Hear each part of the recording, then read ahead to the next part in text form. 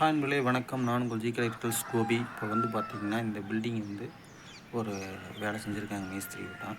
இப்போ வந்து மேலே வந்து கைப்பிடி சவர் தான் கட்டிட்டாங்க. கைப்பிடி சைடு அத்திவரம் கட்டியாச்சு. ஓகே, இது வந்து டேங்க் வைக்கிறதுக்கு வந்து ஒரு ஸ்டெப் மாதிரி கட்டியிருக்காங்க.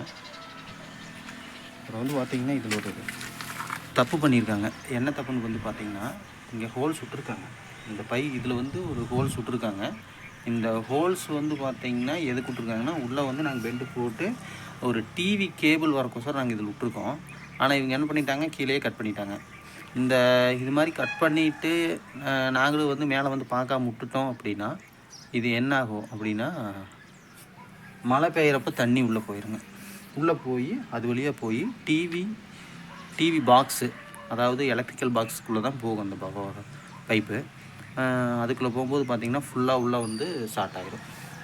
பாருங்கள் எப்படி உடச்சிருக்காங்க பாருங்கள். இப்போ வந்து இந்த நேர் பைப்பு இங்கே கிடக்கு, ஓகேங்களா? இந்த பைப்பு தான் வந்து இதில் உள்ளே வந்து போட்டுருந்தோம். இந்த நேர் இருந்துச்சு உள்ள, இதை கழட்டி தூக்கி போட்டு அவங்க வந்து இந்த மாதிரி வச்சுட்டாங்க. இதுக்குள்ள வந்து பைப் தெரிவிப்பாங்க. பைப் வந்து உள்ளே இருக்குது.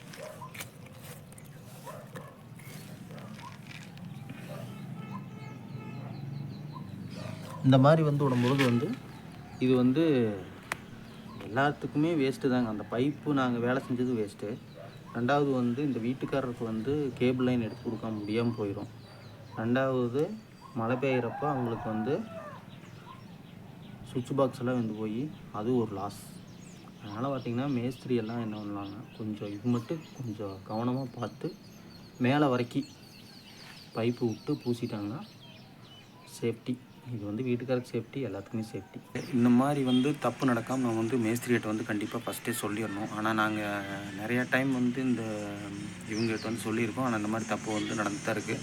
ஆனால் நாங்கள் என்ன பண்ணுவோம்னா மறுபடியும் வந்து அதை மேலே வரைக்கும் உடச்சிட்டு மறுபடியும் பைப் மேலே தூக்கி விட்டுருவோம்.